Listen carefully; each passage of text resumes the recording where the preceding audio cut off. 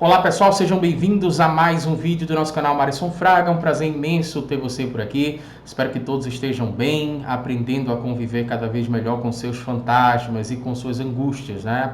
Afinal de contas, onde existe vida, existe angústia. E se existe angústia, é porque você está vivo.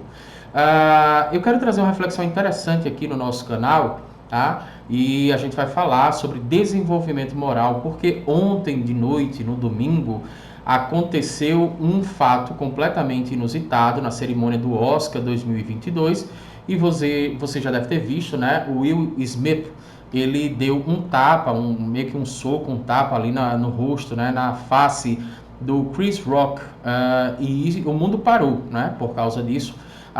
Hoje, várias pessoas estão comentando sobre isso, você já deve ter visto, tem muito vídeo, tem muito canal no YouTube que está mostrando a imagem, tem muito perfil no Instagram também que está mostrando a cena.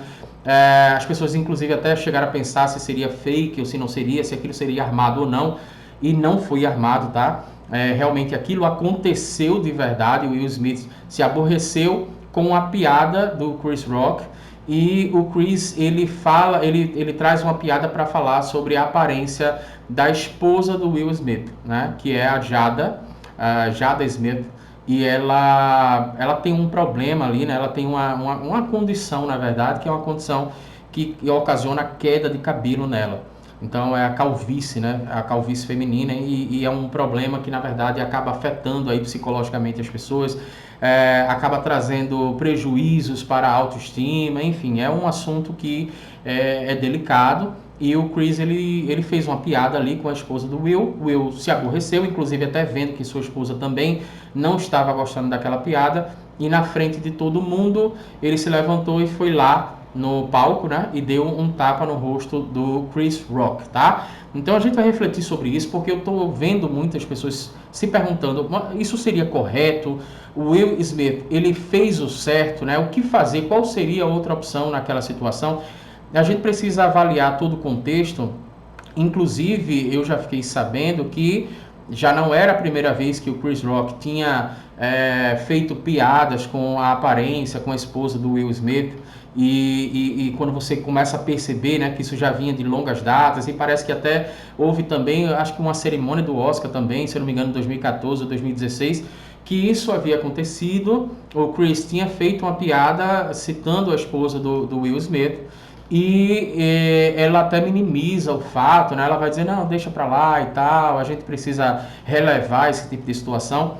Mas agora o que aconteceu foi que o Will se aborreceu e foi lá e deu um tapa no rosto do Chris Rock. A gente não vai mostrar a cena aqui, porque o YouTube, ele é bem complicado em algumas situações, ele pode até entender que a gente está elevando, no caso, né, a violência, a gente está propagando a violência, então o vídeo pode ser prejudicado por causa disso. Mas como eu falei, você pode acompanhar isso em outros vídeos aí, tá? Você já deve, inclusive, até ter recebido isso pelo WhatsApp. O que eu quero refletir aqui, o que eu quero trazer para a reflexão, é acerca da teoria do desenvolvimento moral de Kohlberg, para a gente entender se o Will Smith ele estava correto ou não. Ele fez o que era certo ou não fez o que era certo. O que você faria numa situação como essa, né? E a gente vai pegar essa teoria do desenvolvimento moral justamente porque é a teoria mais utilizada, né? A teoria mais influente na psicologia. Então a gente vai refletir acerca disso. E quando eu falar sobre os estágios do desenvolvimento moral que foi sistematizado e proposto por Kohlberg no século passado, você vai começar a refletir sobre a sua vida, sobre atitudes que você tem frente a determinados estímulos, e você vai começar a perceber em qual estágio do desenvolvimento moral você se encontra no momento, tá? Então vamos lá, vamos refletir sobre essa questão do Kohlberg para a gente entender aqui a ação do Will Smith. Foi correto ou não foi? No final desse vídeo eu vou falar minha opinião e você já vai entender por que eu estou citando Kohlberg aqui. O Lawrence Kohlberg, ele é um psicólogo, ele foi na verdade um psicólogo, né, americano.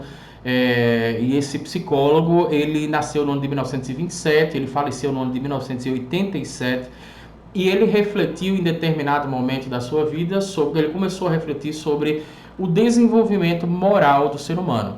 Nós nos deparamos com diversas situações nas quais a gente não sabe exatamente como agir, né? Seria correto, por exemplo, no caso como esse de Will Smith, ele se levantar e dar um tapa no rosto do Chris Rock, né? Isso é correto, não é correto? Então, você não tem um livro, um manual, por exemplo, que você possa ter acesso a todas as situações da sua vida pelas quais você vai passar e, consequentemente, você encontrar a resposta ali. Você não tem isso. Então, em diversas situações, você vai ter que ponderar, né? Você vai ter que refletir sobre as consequências disso, você vai ter que refletir sobre o risco que você está correndo, e a gente pode pensar nessas ações, no que seria correto ou não, a partir dessa teoria do desenvolvimento moral do Lawrence Kohlberg. Em determinado momento, ele pegou um grupo de pessoas, no caso de garotos, e ele propôs um dilema. Na verdade, ele propôs vários dilemas para esses garotos, né? Um dilema muito conhecido, por exemplo, é o dilema de Heinz.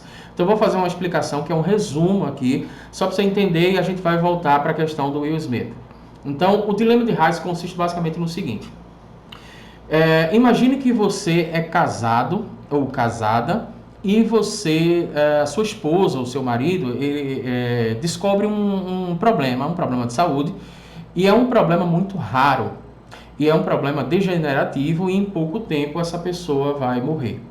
E você descobre que perto de você tem um farmacêutico, e esse farmacêutico tem um remédio lá, ele é o único no mundo que tem esse remédio, e esse remédio daí é o único que pode salvar a vida do teu marido, da tua esposa, e você precisa daquele medicamento para salvar a vida do seu companheiro, da sua companheira. Enfim, você vai conversar com o farmacêutico e ele diz que ele só venderia aquele produto porque ele percebe que só ele que tem aquele produto, que ele percebe também que pode salvar a vida do seu cônjuge, e ele diz que só vai vender aquilo por um preço muito caro, um preço exorbitante, e você não tem aquele dinheiro. Então, o que você faria?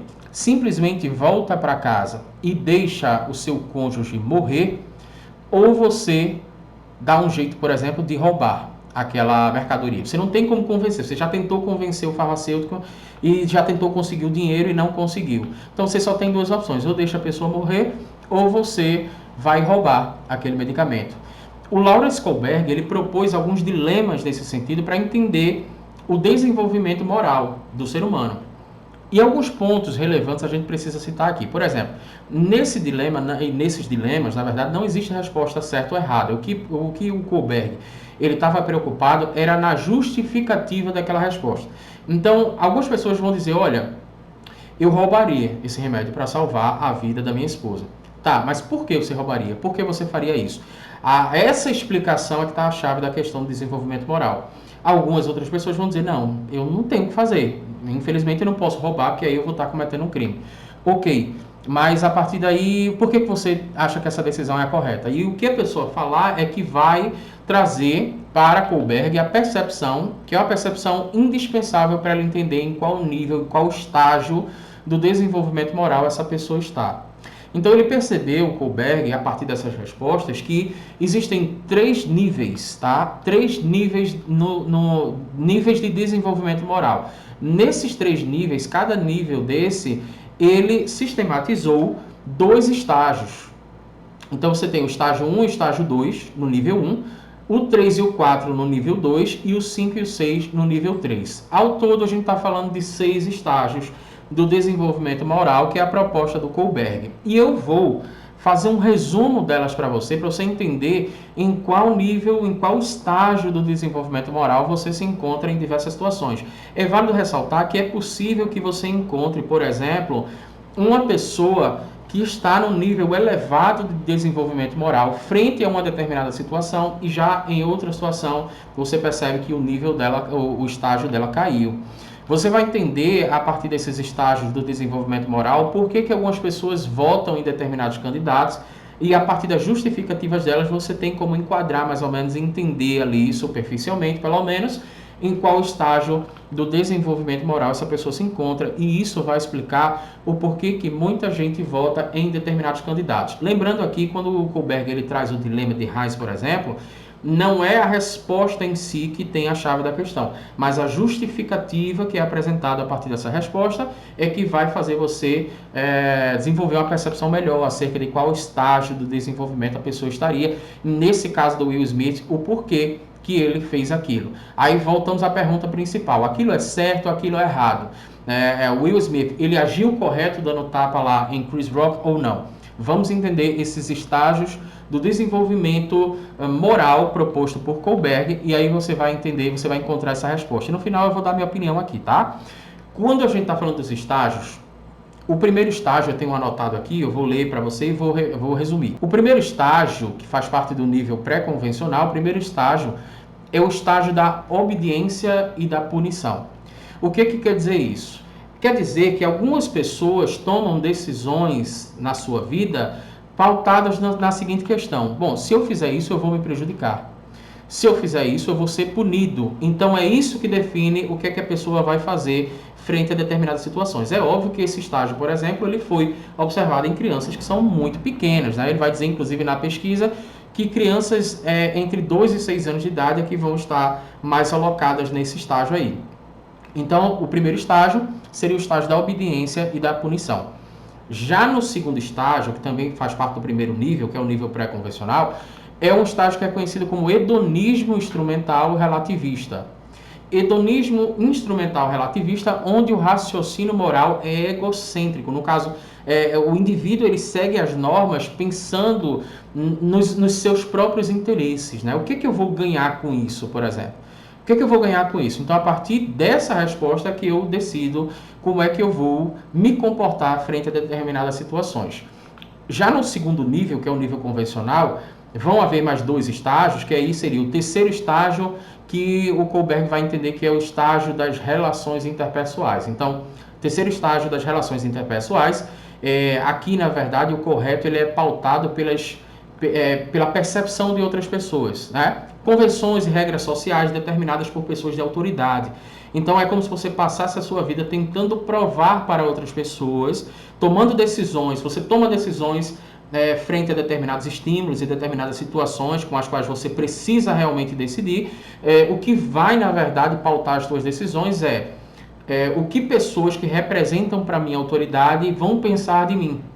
Né? O que essas pessoas vão pensar de mim? Então é até conhecido, inclusive, até como estágio do bom menino, da boa menina, por exemplo. Você toma decisões da sua vida a partir do que os outros vão pensar de você, e principalmente os outros que representam a autoridade. Nesse caso, a gente já pode perceber que o Will Smith não estaria enquadrado aí, né? Se ele tivesse preocupado com o que os outros vão pensar dele, ele não teria feito o que fez. Aqui o quarto estágio é a orientação para a lei e ordem, né? Também conhecido como autoridade, mantém a moralidade. Então, o que acontece? Nesse momento aqui de vida, com esse desenvolvimento moral, a pessoa, no caso, os deveres da pessoa, né, as suas decisões, a manutenção, por exemplo, da ordem social, a manutenção da lei, essas manutenções, elas orientam a moralidade. Então, a pessoa toma decisões um pouco além da necessidade individual, necessidade de aprovação, por exemplo, social, individual, que é do estágio anterior. Então, a pessoa vai considerar o que ela precisa fazer para estar de acordo com a lei, para estar de acordo com a ordem. Né? Nesse sentido, por exemplo, você tem adolescentes que se recusam a determinadas práticas porque sabem que aquilo é errado e não estão nem aí com a aprovação social daquele respectivo grupo. Então, todo mundo vai fazer bullying com esse adolescente, por exemplo, todo mundo vai fazer bullying com esse cidadão, mas, na verdade, ele não está nem aí, porque ele não está mais no nível 3, no estágio 3, na verdade, né? Perdão. Ele não está mais no estágio 3, que seriam das relações interpessoais, onde a pessoa fica preocupada em ser visto como bom menino ou como boa menina. Ele já passou dessa fase e o desenvolvimento moral dele diz que ele precisa respeitar a lei e segui-la frente a qualquer que seja a consequência. Mas a gente tem aí um nível que é o nível pós-convencional, onde existem o estágio 5 e o estágio 6. Então, no estágio 5, o Lawrence Kohlberg vai perceber que ele vai chamar o estágio 5 de estágio de contrato social. A pessoa não vai mais entender a lei como um mandamento rígido, vai entender a lei como um contrato social em que, em algumas situações, ela precisa ser repensada, ela precisa ser discutida, né? Então, nesse nível, por exemplo, o indivíduo ele determina o certo e errado da sua vida com base nos parâmetros sociais que são democraticamente pré-estabelecidos. Mas não significa que a gente não precise retornar, a gente não precise voltar a conversar sobre isso, porque algumas leis, alguns contratos sociais precisam ser revistos, né? Frente a determinadas circunstâncias, a mudança, a chegada, por exemplo, da contemporaneidade, né, a da pós-modernidade, a mudança de determinadas circunstâncias. Então, você não necessariamente vai seguir a lei como um mandamento extremamente rígido. E aqui o desenvolvimento desse estágio nos leva ao estágio 6. E no estágio 6 é o estágio dos princípios éticos e universais. Agora preste atenção nisso aqui. O estágio 6, que seria o estágio mais avançado do desenvolvimento moral, segundo a teoria do desenvolvimento moral do Lawrence Kohlberg, o estágio 6 é o estágio dos princípios éticos universais. Então, nesse estágio, a pessoa transcende sociedades e leis para buscar princípios de igualdade e dignidade com uma ética válida para todos. Aqui é que está o X da questão, que o Kohlberg vai dizer que poucas pessoas atingem esse estágio de desenvolvimento moral. O que significa que a pessoa vai ponderar se aquela lei ou se aquela permissividade daquele ser humano acaba prejudicando a dignidade de outro ser humano, mesmo que isso venha me trazer determinadas consequências, eu vou enfrentar essa situação, porque eu vou querer proteger, por exemplo, princípios éticos e princípios éticos universais, diga-se de passagem. Então, princípios como a igualdade e a dignidade são muito vistas nessa situação. E o que a gente está querendo dizer aqui, o que eu acho que aconteceu, é que se você analisar o fato do Will Smith a partir da teoria do desenvolvimento moral do Kohlberg, nós poderíamos entender que o Will Smith deu aquele tapa no rosto do Chris Rock justamente porque ele está em níveis avançados, no nível mais alto do desenvolvimento moral. Porque veja bem, ele inclusive poderia sofrer consequências, ele pode inclusive sofrer consequências jurídicas, ele pode, por exemplo, ser boicotado em Hollywood, ele pode reduzir, restringir o número de pessoas que gostariam de trabalhar com ele, ele pode ter comprado inimigos, ele pode ter desenvolvido nas pessoas uma percepção muito ruim, porque ele não sabia a repercussão que isso ia causar. Levando em consideração, por exemplo, que a gente não viu nada parecido com isso até hoje no Oscar. Então ele sabia de alguma forma que o mundo todo estava vendo ele ali. Vale a pena correr esse risco? Provavelmente na cabeça dele, isso só ele que pode falar, provavelmente na mente dele ele pensou o seguinte, ele ponderou, tanto é que ele espera um tempinho, ele ponderou e disse, não, vale a pena, agora eu vou proteger. Talvez até a gente entendesse o seguinte, o fato dele ter caído em si, naquele momento, de que o mundo todo estava vendo aquela cerimônia, ele quis fazer alguma coisa para que aquele tipo de piada não fosse propagado.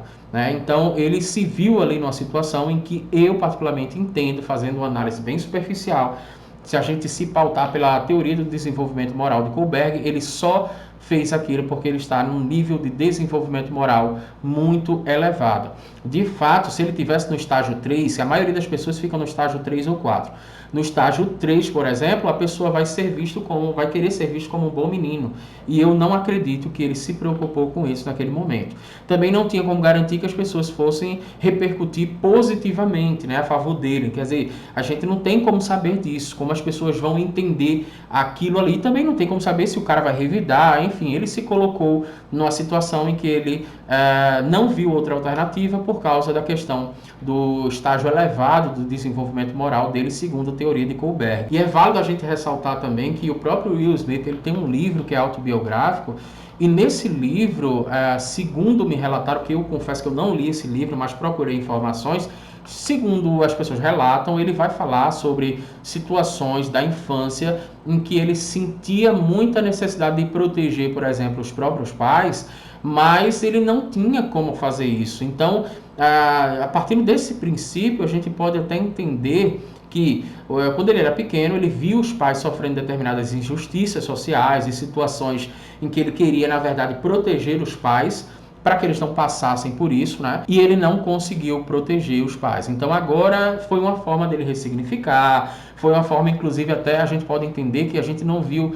de fato o Will Smith, aquele cara do cinema, aquele cara que já é pai, aquele cara que é esposo, a gente não viu exatamente isso, a gente viu uma criança interior, uma forma de ressignificação que, na minha opinião, é muito positivo, porque quem disse a você, por exemplo, que a raiva é um sentimento negativo? A raiva é muito positivo, levando em consideração que nós podemos utilizar a raiva ao nosso favor para que a gente mude determinados contextos sociais, com injustiças, por exemplo, para que a gente modifique alguma coisa na nossa vida que a gente entende que está trazendo consequências muito negativas. Então a raiva ela pode ser uma força motivacional muito grande na sua vida, basta você saber utilizar. A raiva, por exemplo, pode ser utilizada para proteger a sua família, como foi o caso que entendeu aqui o Will Smith. Então espero que você tenha entendido. Um forte abraço, se inscreve no nosso canal, ativa o sininho para receber as nossas próximas notificações e eu te vejo no próximo vídeo.